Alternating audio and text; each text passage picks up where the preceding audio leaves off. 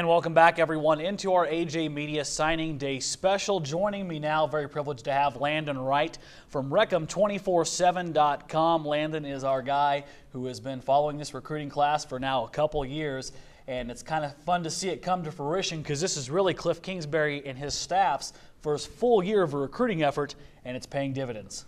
Yeah, this class, it's ranked by 24/7 Sports as the 37th best class in the nation.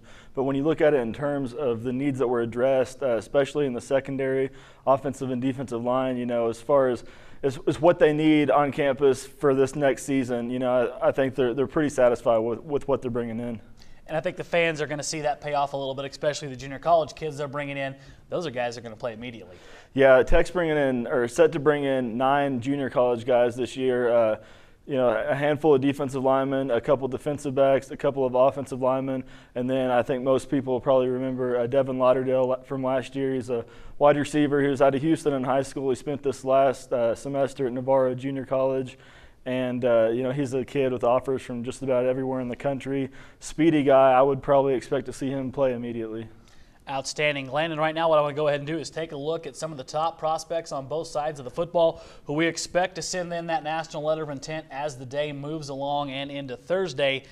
Let's go ahead and look at the defensive players. Let's start first. The first name you have down here for me, Josh Keys. Okay, Josh Keys, he's a defensive back out of Mississippi Gulf Coast Community College, 6'2", 191 pounds. He can either be your safety, fill in for Trey Porter who left, or a lot of defensive coordinators, they really like the tall cornerbacks.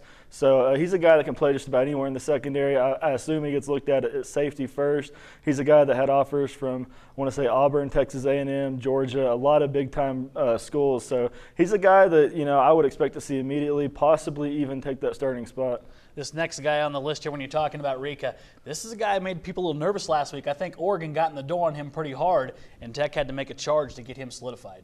Yeah, I think during the last half of the Big 12 schedule this year, the depth and then just the overall quality of the defensive line, became an issue as teams rushed for more than 200, sometimes close to 300 yards against Tech. I think just 4 or 5 straight games. But Rica Levi, he's a defensive tackle out of College of San Mateo in California, 6'2", 350 pounds, a guy that can just plug the hole immediately. He chose Tech over offers from Missouri, from Washington, and Oregon came on late. They offered him. He was set up to visit there this last weekend, and I guess he kind of had a miscommunication with the Oregon staff and decided, he was going to go ahead and cancel that visit and wants to be a Red Raider. And that's a big-time get for Texas Tech because he's a 4-star guy, rated 91 overall by 24/7 Sports, and another guy to look at to expect to see right away that possibly could even start as well.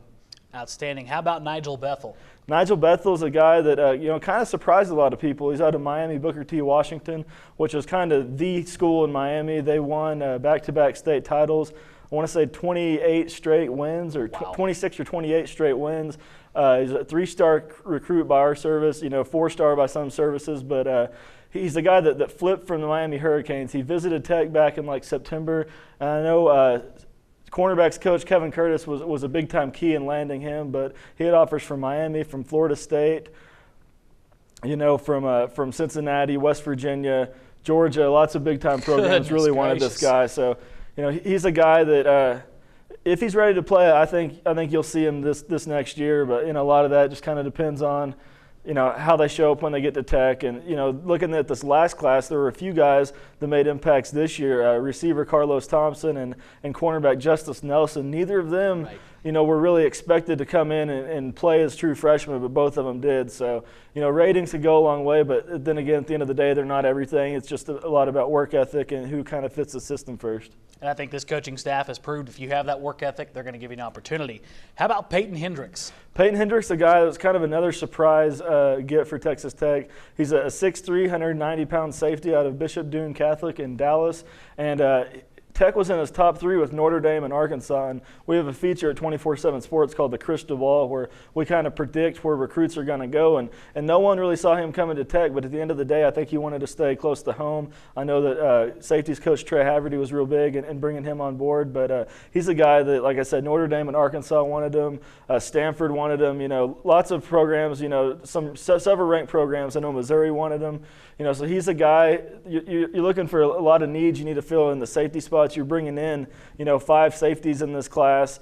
But whoever separates themselves among that bunch, possibly even 2 guys, I think we'll probably see some meaningful minutes this year.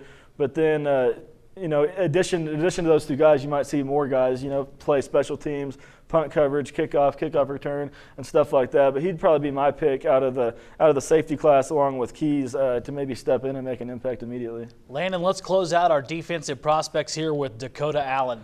I put Dakota Allen as my 5th guy in this just because, he's a big-time get at linebacker. Tech only took 1 true linebacker in this class. He's a 6-foot, 220-pound guy. Oklahoma wanted him. TCU wanted him. Illinois wanted him. Colorado wanted him, and I know Oklahoma and TCU have been some of the better defenses in the Big 12 the last few years, so big-time get for them, especially just to fill that 1 spot. He's just a machine at forcing turnovers, had a few interceptions, a few forced fumbles, fumble recoveries, defensive touchdowns this season for Humble Summer Creek, and I believe he said that Coach Mike Smith told him that he expects him to come in and see the field this year because he can kind of play inside and outside both. He's real quick. He's a hard hitter. And if you watch some of his film, he's always around the football. I know in our system we might have had a few guys rated a little bit higher than him, but it kind of goes to those safeties I was talking about. You got 5 safeties, 5 safeties that a lot of schools wanted, really. And, you're probably not going to see all 5 of them, so I went ahead and went with linebacker for that last spot.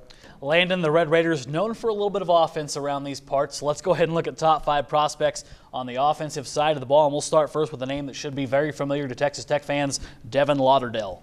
Yeah, I mentioned Lauderdale earlier in this video, and Lauderdale is out of Houston Bel Air in high school and played at Navarro this past season. And I want to say he had more than 20 yards per catch. And did some work on kickoff returns too, I believe. But he's just a speedy guy. He kind of compares himself to Jakeem Grant, from talking to him. Just kind of undersized guy, plays with a chip on his shoulder, very shifty and just very fast. He's a guy that Alabama wanted, Auburn wanted, Notre Dame wanted, Texas A&M wanted. You can just kind of go down the list that UCLA wanted. All these top schools were after him, in the 2013 recruiting class. And I remember last year at the recruiting review, I think it was Eric Morris, but he said that he had to kind of get up on a table and showcase some dance moves to keep this guy on board. But, I would expect to see him right away, and possibly even take one of the outside receiver spots, just because he's that good. But I think he'll factor in right away for sure. Speaking of factoring in right away, the quarterback position at Texas Tech has been very much in the news over the offseason. A lot of drama there. They, of course, lose Baker Mayfield and Michael Brewer. So now the question being, you're left with Davis Webb. So this young man right here, Patrick Mahomes, a lot of focus on the kid from White House, Texas. Yeah, Mahomes, when Cliff Kingsbury took over the job, Texas Tech actually had a 4-star quarterback from Florida committed, DJ Gillens, and immediately Kingsbury's focus went entirely to getting Patrick Mahomes on board, to bringing in him, and just – I guess Gillens kind of got the idea that he wasn't the top priority anymore, and he's since committed to Wisconsin. But Mahomes was a Class 4A MVP of all Class 4A by the Associated Press, first-team All-State, just had ridiculous numbers this season, threw for more than 50 touchdowns. I want to say he only had 9 interceptions too, but he's the guy that picked Texas Tech over Oklahoma State and Rice. But you would think a lot more schools would have gotten in the mix with him had he not pledged so early. He'd been pledged, I think he pledged the day after the spring game back in April, but just, has a lot of talent in the world. He's also talented in baseball too. He's a guy that's expected to be taken in a high round in the upcoming baseball draft too, but he's told me that he fully intends to come to Texas Tech, and you would think he would come in right away and be the number 2 quarterback. So he's a guy, ideally you would want a redshirt, a freshman that comes in, right. But if Webb goes out for 1 series even, you got to have someone that can come in that knows what he's doing, that's capable of, having the least amount of drop-off possible at that position. And I know there's a few walk-ons coming at that position too, but I think Mahomes would definitely be the favorite to take that number 2 spot. Definitely someone that Tech fans are going to keep their eyes on during fall practice. Next up on our offensive rundown here, how about Ian Sadler? Ian Sadler's a receiver out of Argyle. He's done a little bit of everything for them. He let's see, this last season, he led them to a state championship game. In the state championship game, he had 4 of their, I think, 5 touchdowns. Had a punt return, I think a couple runs, and maybe maybe a receiving touchdown as well. But he's a guy who wasn't as highly recruited as you thought he would be. Had offers from Iowa State, Minnesota, and then some smaller schools such as North Texas. But he's just been a machine the last few years. I've heard people compare him to Wes Welker, to Danny Amendola, even to Eric Morris. Kind of the smaller, shiftier, just smart, tough players that the Red Raiders have had over the years. And he's a guy that I think might surprise some people. I know some of the other services have went ahead and bumped him up to 4 stars, and I want to say ESPN even had him as the top recruit in this class, this entire class at one point. Despite the more prestigious offers and everything, but. He's a guy that, like I said, might factor in right away at punt return, could even see some time at inside receiver. This next young man, a running back, he's been committed to Texas Tech for quite some time, Justin Stockton.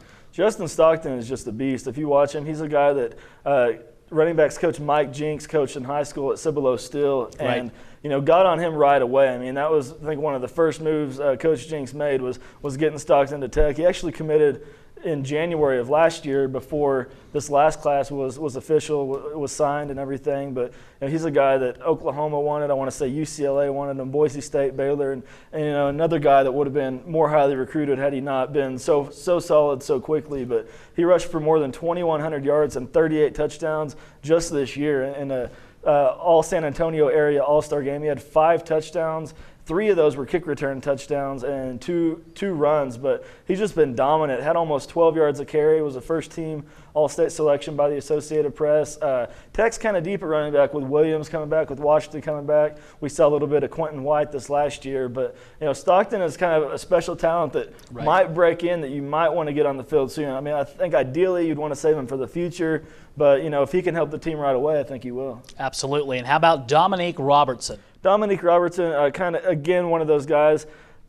I picked him as part of this top 5 just because of the impact he's expected to make. He's supposed to come in and compete for one of the offensive tackle spots, 6'5", 300 pounds, out of Riverside Community College. He's a guy that the new special teams coach, Darren Chavarini, helped bring in, and he's a guy that Texas A&M wanted, Arizona State wanted, Kansas State. He's actually committed to Kansas State about 7 or 8 days before he switched over to Texas Tech. But with the need on offensive line, the situation with Rashad Fortenberry's up in the air, whether or not he'll be granted a medical red shirt and be back this season. And then, the news about Bo Carpenter. So he's the guy they're expecting to immediately be in the rotation, and I think they're expecting him to step up and start. So it's kind of on him for him to go in and do that. But kind of, again, like by our ratings, he wasn't the 5th best offensive guy, but in terms of need, in terms of immediate impact, I had to go ahead and include him in this list and tell you all about him, because I think you'll be seeing him in 2014.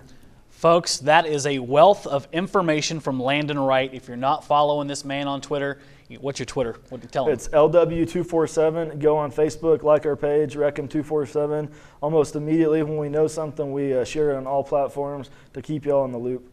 Landon, one of the best at what he does and keeps us informed on Texas Tech recruiting. We're going to step aside right now. We'll be right back with a lot more analysis of the Texas Tech recruiting class here on the AJ Media Signing Day Special.